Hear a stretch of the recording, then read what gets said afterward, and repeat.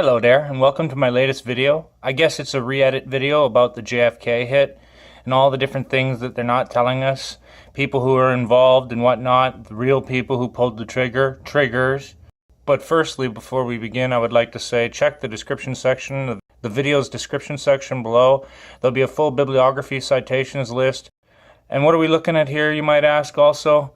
This is the JFK files that they were forced to release. The JFK files that they mention at the end of that Oliver Stone movie.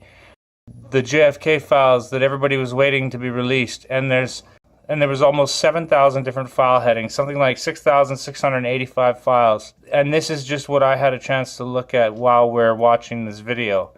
And then also whether or not my grandfather may have been connected to the actual JFK hit. It's most definitely the topic that got me into being a truther, what woke me up. When I was in high school, me and my brother watched the JFK movie. Where as much of a disinformation campaign that movie was, it did pose the question, who really killed JFK?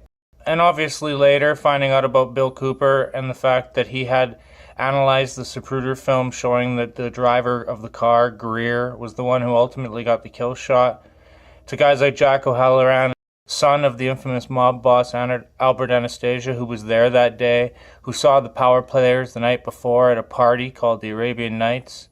And again, as I said, all of this is in the citations description section below, and some clips I will play here, so let's get on with it. I guess to quote Bill Cooper, I'll say, often in my videos, I put it to people, I don't care if anyone likes me, I'm just here to deliver information. Don't believe a word I say. Go out and research everything I say till you're blue in the face and then make up your own mind.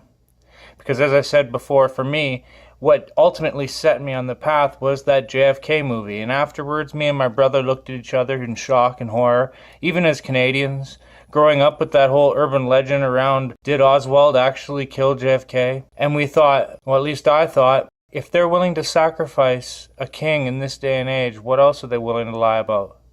And for years I was an agnostic before I became a Christian believer, and I got sucked into the whole X-Files thing, which was again another misdirection, COINTELPRO, like Bill Cooper talks about in this clip I'll play here shortly.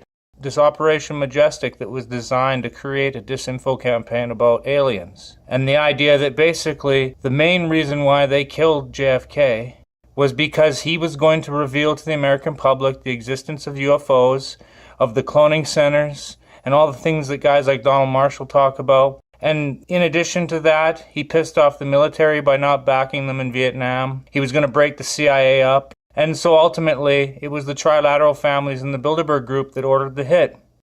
As I cite with this 1992 interview here of Bill Cooper, probably one of his last interviews before they killed him, not to be confused with the crazy Trump era we're in now that only Bill Cooper could have predicted. And he did. He'd been warning us for 30 years. At least some of us listened.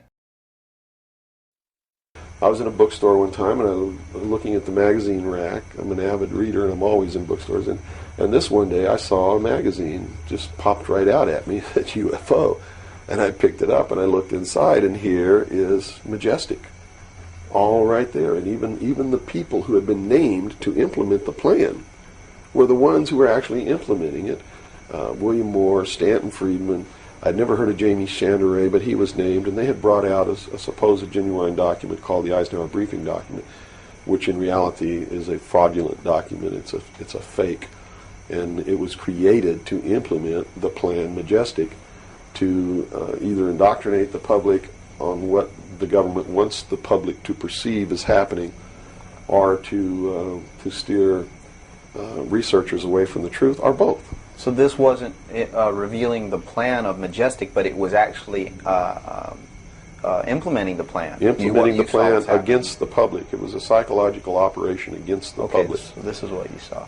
So immediately my head began to spin around, and I began to think, God, I've got to tell people that they're being manipulated. This is a lie. And it really, if the public were using their own intellect, they would know that it was a lie. The executive order quoted for this document was in 92,000 something. I believe it was 92447, which is 92,447. and it was supposedly written by Truman. But Truman never wrote an executive order higher than 9,000. I mean, even today, there's no executive order with the number 92,000 on it. They've been consecutive since the beginning. So it was clearly fraudulent. So it's clearly fraudulent, but the public doesn't catch on to this. And here you got Stanton Friedman, one of the guys who implemented the contingency plan, Majestic, running around the country telling everybody it's not an executive order, it's a date, September 24th, 1947, which it very well could be a date. But it's listed in that document as being an executive order of the President of the United States, Harry Truman. And because of that, it's fake. And many other things. But specifically, that is the most glaring proof of fraudulent intent in the document. There are many other things in the document that also prove it's a forgery. But here they are. They're running this contingency plan, and here I am. I know all about it, and here's the public out there biting on it. They even ran that thing in the New York Times, like a 2 or 3 page spread showing all the documents. So it had tremendous credibility lent to it by that action. And so I decided that I had to tell the public and get people on the right track, which is, the right track is don't believe anybody. Okay. Don't believe me. Don't believe George Bush. Don't believe anyone. You got to go out and you got to get proof in your hand before you can believe anything. And to do otherwise today is the biggest mistake that anyone can ever make. You begin believing people, putting your trust in them, that they're telling you the truth. I guarantee you, you're going to take a ride on a roller coaster you don't want to be on. Mm-hmm. Now this controversy, and I say the very understatement controversy. Yes. It also is now extending, based on some things that you're revealing, into the Kennedy assassination. Yes, in the set of documents, which really was literally 2 or 3 file cabinets of documents, called Operation Majority, I saw documents which told me what happened in Dallas and why. And basically what these documents said was that the intelligence community felt that John F. Kennedy was a threat to the national security, which translated into reality means was a threat to the New World Order, the one world government which they were actively in the process of forming. Was there anything on record that indicated that he was out to, things that he did would threaten that New World Order? Oh, absolutely. He had written an executive order. I don't remember the exact number now, but it's available to anybody that wants to go look it up. He had written an executive order ordering the printing of United States notes, which would have broken the back of the Federal Reserve, which is one of the major instruments of propelling the United States into the New World Order by destroying our economy, the basis upon which we live, the basis upon which our whole society is founded, is being ripped right out from under us. That was one. Number 2, he refused to provide air support for the invasion of Bay of Pigs, which ensured that would be a failure. He had threatened publicly on several occasions to disband the CIA and scatter it to the 1,000 winds. He had ordered, in the documents that I saw, he had ordered the intelligence community to prepare a plan to disclose the truth about UFOs to the public. Now, I don't know what that truth was. Could be that maybe there are no extraterrestrials. But whatever the truth was, he had ordered a plan to be prepared, that disclosure was going to be done according to that plan within the following year. And the intelligence community considered that to be out of the question. And according to the documents that I saw, his assassination was ordered by the policy committee of the Bilderberg Group, which is really the secret world government, and was carried out by agents of Division 5 of the FBI, the Secret Service, the Central Intelligence Agency, and the Office of Naval Intelligence, of which I was a part, in Dallas. And it said that the assassin, the man who actually administered the head wound, was the driver of the car, William Greer, a Secret Service agent who used an assassination pistol built by the CIA for assassinations that was really an air gun that fired an exploding pellet or could fire a small hypodermic needle or a poison dart using any one of many different deadly poisons. Specifically, it said that he fired an exploding pellet which contained shellfish toxin, and that the act was plainly visible in a film withheld from the public. I looked for 16 years to find that film, and I finally found a copy that showed William Greer turn around and shoot the president. And since 1988, I've been showing that film wherever I'm able to show it to wake people up. It is not our government, though you have to understand, that is doing these things. It is not our government that's failing us. It's not the Constitution or the Bill of Rights that's a bad instrument. It is a group of men who belong to secret societies, who have infiltrated our society and our government at all levels and are destroying it and subverting it from within. And every member of naval intelligence that I knew who was an officer was a 32nd or a 33rd degree Freemason. And I asked my commanding officer at one point, I said, why are all you guys Masons? He said, Masons are used to keeping secrets. It's part of their fraternity. So if you want someone who already knows how to keep a secret, you recruit Freemasons. Well, later on, I found out what the truth is. The truth is you're not going to be a naval intelligence officer unless you are a Freemason or a member of the Ancient Order of the Rose and Cross, but you have to be high degrees for that. I think the reason I was selected as enlisted man is because I had belonged to the Demolay Society. Which is what? As a teenager. That's sort of the first level of Freemasonry. That's how they recruit teenagers and indoctrinate them into their principles so that they go right into Freemasonry when they become an adult.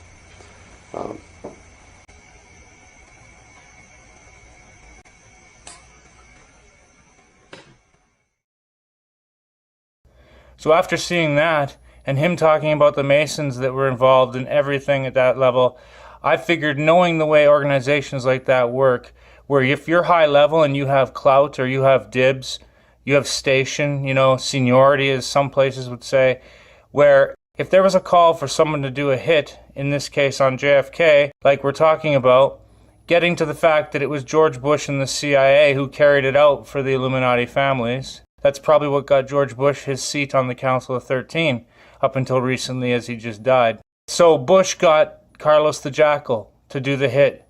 And apparently, from what I've researched, he had 32 hitters there that day. One of them was Woody Harrelson's father, who was a hitman who was executed, I believe, in New Orleans for other murder crimes. You'd have to look into his story specifically, but the actor from Cheers, Woody Harrelson's father, was a hitman who was there, one of the shooters, at Dealey Plaza. 17 shots were supposedly fired that day, and ultimately it was a kill shot from Greer the driver. And so since my grandpa was basically one below general, OSS, 33rd degree Freemason, I thought maybe this was how he got his button. Obviously I can't prove that, but the rest of the stuff Bill Cooper discusses and other people, like eyewitnesses involved, as we'll get to, in the end, it was Carlos the Jackal and George Bush who orchestrated and planned the entire operation that day. And George Bush's whole tagline, when asked afterwards, he says, "I don't remember where I was that day." If that doesn't set off some warning bells, then I don't know what will. As far as back to other things, like I noticed in the topic of the JFK hit as far as pop culture mythology, really it seems to come down to bad blood with his dad, sins of the father, and the idea that his dad was owned by the mob. They saved his life and they basically owned him, and so he used his son his entire life. Apparently, while JFK was a nice enough guy, his father was a monster and a killer, and in the end, he ended up doing horrible things to his family, including lobotomizing his own daughter.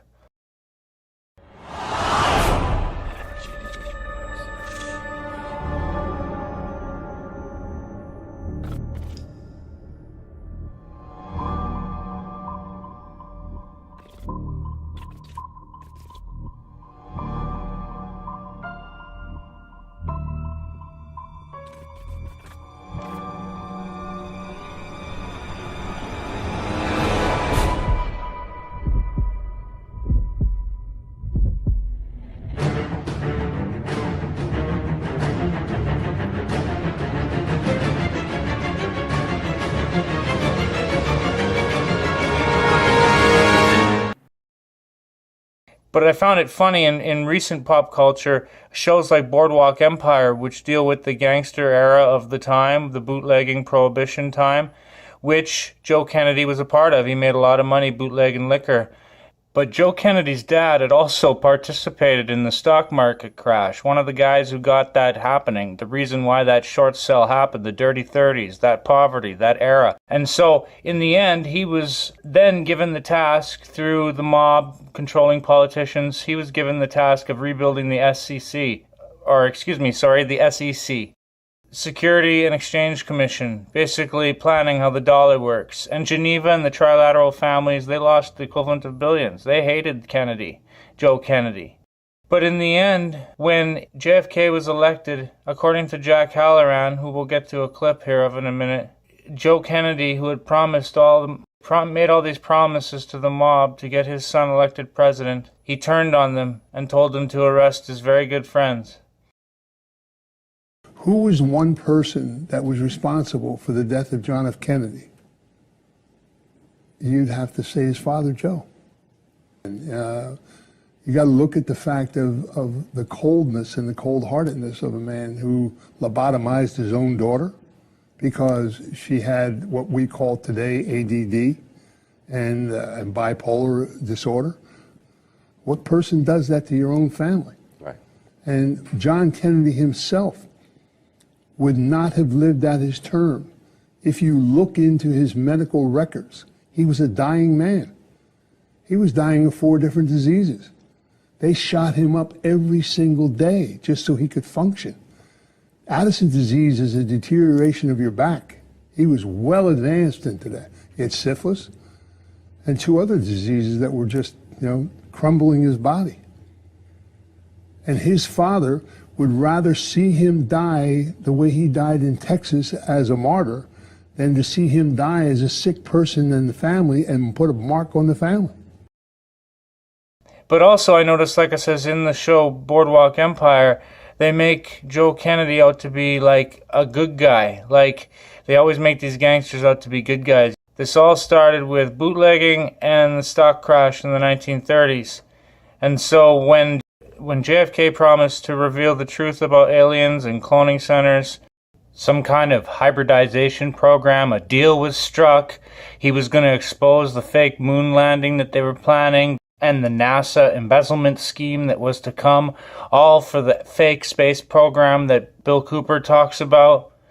Not to mention the fact that he was going to start printing the American greenback and take back control of the dollar from the Federal Reserve banking cartels. Not to mention him wanting to break up the CIA and the truth about not wanting to get involved in things like the Gulf of Tonkin and the Vietnam War.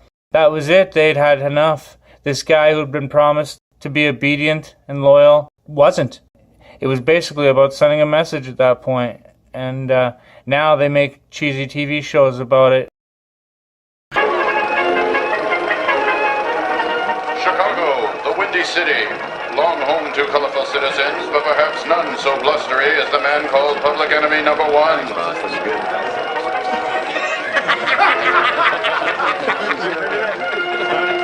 Beginning as a 2-bit bootlegger, Alphonse Scarface Capone rose through the ranks of the Southside rackets to become king of the underworld. Who bit my ass, Pally? From his palatial suite at the Lexington Hotel, Capone rules his empire with an iron fist. I'll say he does. Earning millions. What we discussed last night. Which part? The part I hope you remember. I don't think it's for me in the end. Why not, if I might ask? Well, scotch and rum don't really mix. I am told. Has the moment arrived for serious discussion? 8 kids. I added up right? One short of a ball club. So, number 9's on the way.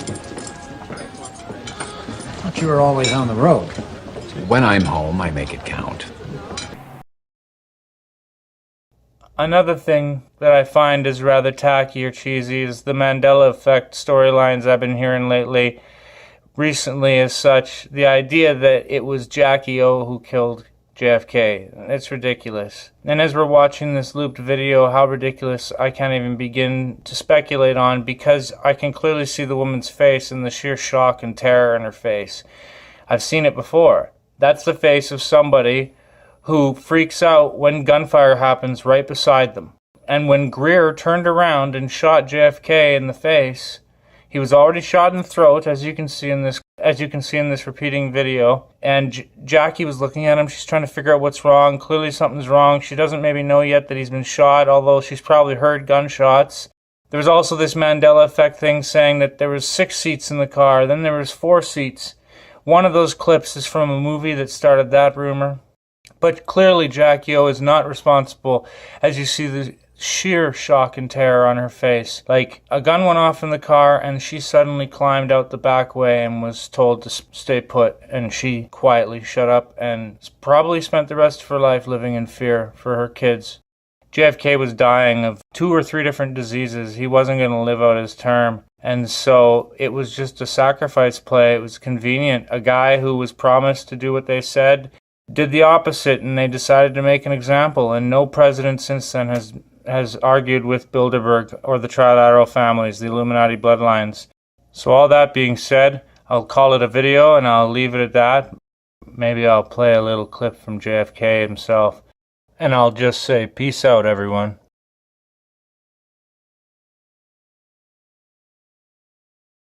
The very word secrecy is repugnant in a free and open society, and we are, as a people, inherently and historically opposed to secret societies, to secret oaths, and to secret proceedings. And there is very grave danger that an announced need for increased security will be seized upon by those anxious to expand its meaning to the very limits of official censorship and concealment. That I do not intend to permit to the extent that it's in my control. For we are opposed around the world by a monolithic and ruthless conspiracy that relies primarily on covert means for expanding its sphere of influence, on infiltration instead of invasion, on subversion instead of elections, on intimidation instead of free choice, on guerrillas by night instead of armies by day. It is a system which has conscripted vast human and material resources into the building of a tightly knit, highly efficient machine that combines military, diplomatic, intelligence, economic, scientific, and political operations. Its preparations are concealed, not published. Its mistakes are buried, not headlined. Its dissenters are silenced, not praised. No expenditure is questioned, no rumor is printed, no secret is revealed. Government at all levels must meet its obligation to provide you with the fullest possible information outside the narrowest limits of national security. And so it is to the printing press, to the recorder of man's deeds, the keeper of his conscience, the courier of his news, that we look for strength and assistance, confident that with your help, man will be what he was born to be, free and independent.